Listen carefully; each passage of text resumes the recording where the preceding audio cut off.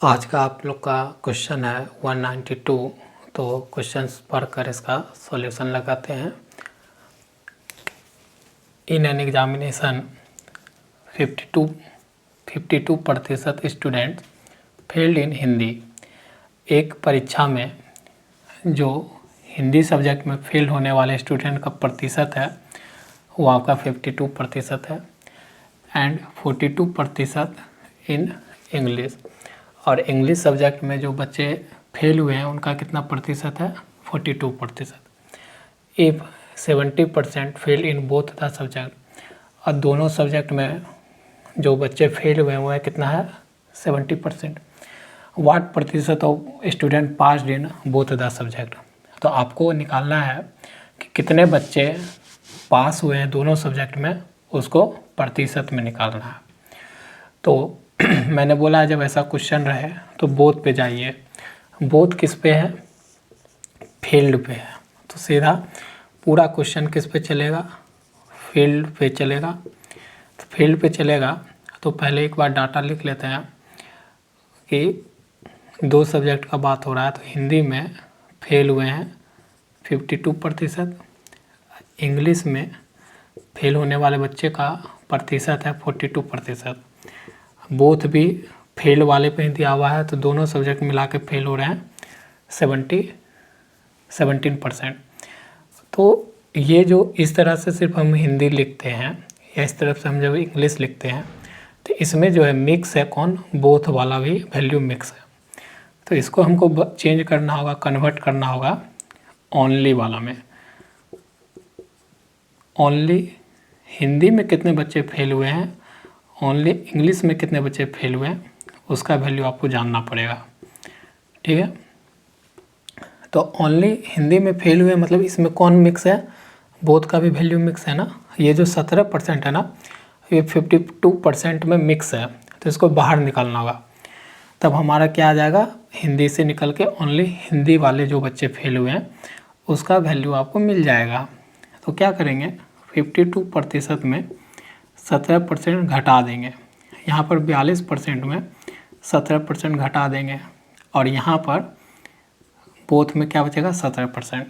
तो यहाँ क्या हो जाएगा?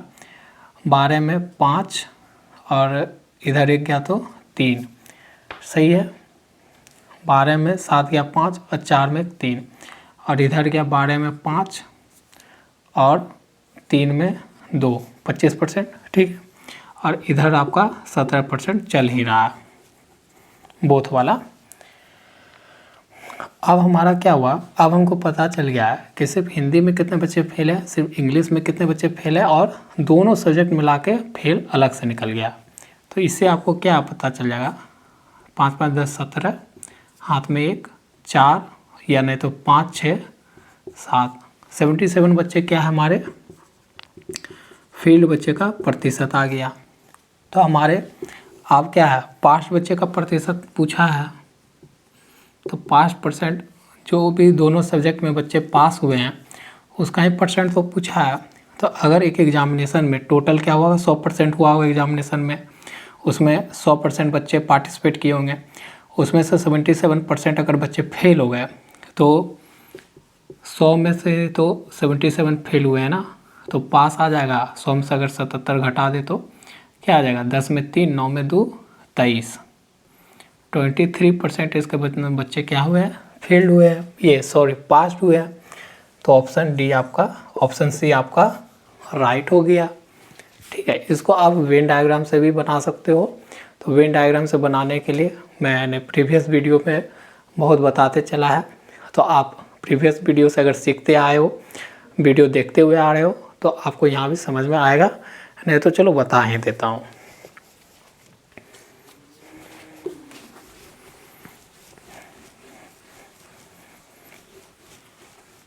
ये वाला डाटा रख लेते हैं। तो यहाँ वेन डायग्राम में क्या है? दो सब्जेक्ट की बात आ रहा है तो 2 सर्कल। ठीक है, तो बड़ा छोटा सा कोई घबराइएगा मैंने कि बड़ा बनाना है कैसा, नहीं। ये देखिए, ये आपका हिंदी हो गया, ये आपका इंग्लिश हो गया। इसमें जो फील्ड प्रतिशत है हिंदी में वो 52% है, इसमें जो फेल प्रतिशत है वह है 42%। ठीक है, अब क्या हुआ, अब ये जो डाटा है ये वाला शेडेड पोर्शन जो ओवरलैपिंग वाला जो है वो क्या है हमारा बोथ दिखाता है। ठीक है, इसमें बच्चे कितने फेल हुए हैं, इसमें बच्चे फेल है 17%। ठीक है, सबका वैल्यू लिख दिए। लेकिन ये जो यहाँ जो सर्कल इस तरफ से इस साइड का जो सर्कल है वो हम ये पूरा सर्कल तो आपको हिंदी को इंडिकेट कर रहा है, लेकिन इस सर्कल के इस तरफ जो वाइट पार्ट देख रहे हैं ये आपको क्या इंडिकेट कर रहा है, ओनली हिंदी। तो हिंदी का वैल्यू तो हमको कैसे आएगा, जब हिंदी में से बोथ का वैल्यू घटा देंगे तो 12 में 5 और 4 में 3 35%, और यहाँ पर हमको निकलेगा ओनली इंग्लिश। तो इसमें से टोटल इंग्लिश में से आपको बोथ घटाना होगा, तो कितना होगा 5, और यहाँ 1 घटा 3 में 2 25%, और यहाँ बोथ का वैल्यू है, बोथ का वैल्यू क्या है 17%। ठीक, तो आपका आप देखिए ये पूरा जो डाटा आ गया वो किस पे आ गया, वो आपका फील्ड स्टूडेंट का डाटा है। ठीक है, तो यहाँ से लिख लेते हैं टोटल फेल प्रतिशत कितना आ गया, बस इसको जोड़ दीजिए क्योंकि ये पूरा वेन डायग्राम किसका बना है, फील्ड पे। तो 30 और 25 35 25 कितना हो गया 30 20 50 50 10 60 60 70 और 77%, और पास्ट तो 100 में से 77 आपको घटाना होगा, तो आपका वो कितना बनेगा 23%। ठीक है, देख रहे हैं। तो इस तरह से आप वेन डायग्राम से भी बना सकते हो इस तरह टाइप के क्वेश्चन का सॉल्यूशन। अब हमारा अगला क्वेश्चन है 192। तो ये भी क्वेश्चन पढ़कर इसका सॉल्यूशन कर लेते हैं समझकर। In a group of student 70% can speak English. क्या बोला कि एक ग्रुप है, ठीक है, किसका ग्रुप है, तो छात्र का ग्रुप है।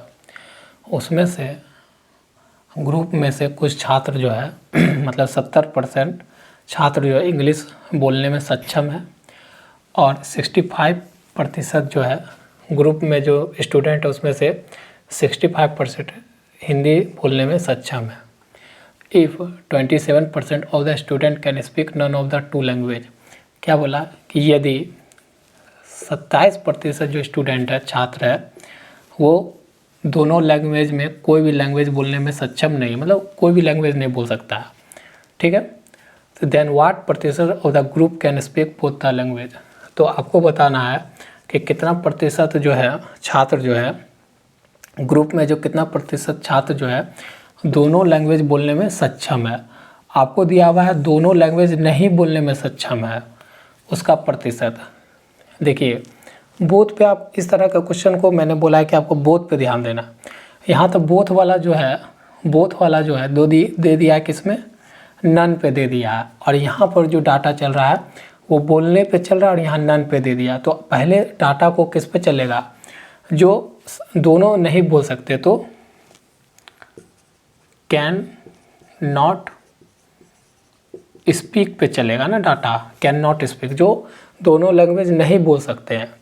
तो दोनों लैंग्वेज नहीं बोल सकते हैं तो यहाँ तो दे दिया है कि पहले बोल सकते हैं, कैन पे दे दिया है, तो कैन स्पीक का पहले निकालना होगा आपको। ठीक है, नहीं पहले लिख लेते हैं कैन स्पीक वाले कितने कितने हैं। जैसे इंग्लिश बोलने वाले जो हैं वो आपका 70% है, और हिंदी बोलने वाले जो छात्र हैं ग्रुप में वो हैं आपके 65%। लेकिन हमको इससे लेन देन नहीं है, हमको किस पे डाटा को ले जाना होगा, हमको डाटा ले जाना होगा कैन नॉट स्पीक पर, क्योंकि हमको बोथ वाला जो है डाटा कैन नॉट स्पीक पे दिया हुआ है। तो इंग्लिश, हिंदी, देखिए अगर इंग्लिश 70% छात्र बोल पा रहे हैं ग्रुप में, इसका मतलब है कि 30% छात्र ग्रुप में इंग्लिश नहीं बोल पा रहे हैं। अगर 65% छात्र ग्रुप में हिंदी बोल पा रहे हैं, इसका मतलब 35% जो छात्र है वो हिंदी नहीं बोल पा रहे हैं ग्रुप में। ठीक, अब यहीं पर आपका बोथ दिया हुआ है कि बोथ में 27% नहीं बोल पा रहा है। हमको इस डाटा से जो ना क्वेश्चन को थोड़ा सा समझना होगा कि अगर बोथ वाला डाटा जिस पे दिया हो, उस बोथ वाला जिस पे डाटा उस पे आपको क्वेश्चन लाना होगा इससे। ठीक है, इससे हमको कोई काम नहीं है, इससे हमको इस पे ले जाना है बोथ को देखते हुए। अब मेरा क्वेश्चन यहाँ से आगे बढ़ेगा।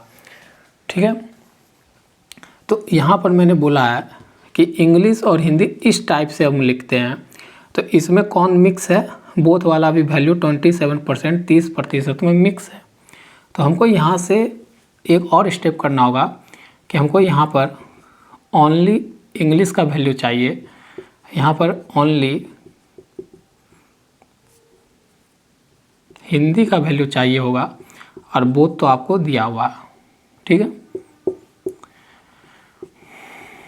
तो यहाँ ओनली इंग्लिश निकालने के लिए 30% में 27% घटेगा तो कितना बचेगा, 3%। और यहाँ 35% में 27% घटेगा तो कितना बचेगा, 8% बचेगा ना, 8% बचेगा, 15 बार। और यहाँ बोथ का वैल्यू आपको दिया हुआ है।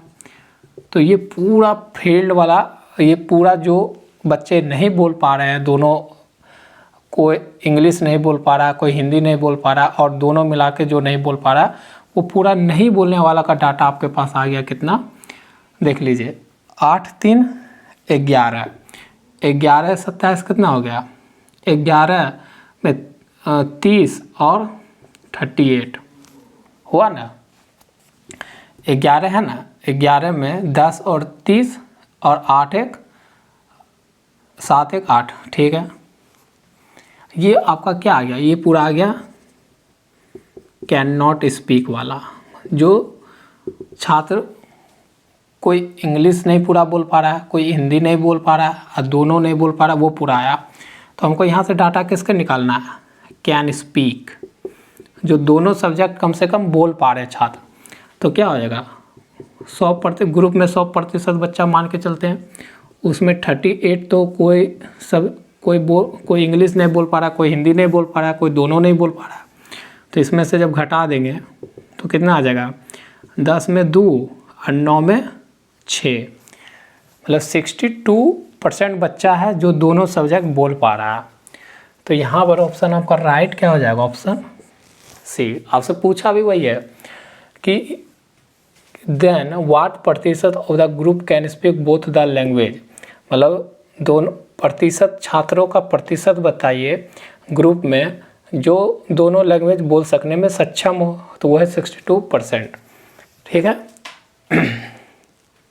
इस क्वेश्चन को आप क्या करना, वेन डायग्राम से बनाने का प्रयास करना, क्योंकि मैंने वेन डायग्राम प्रीवियस वीडियो में बहुत बार बताया है, मैं यहाँ बताऊँगा, वीडियो थोड़ा लॉन्ग हो जाएगा। ठीक है।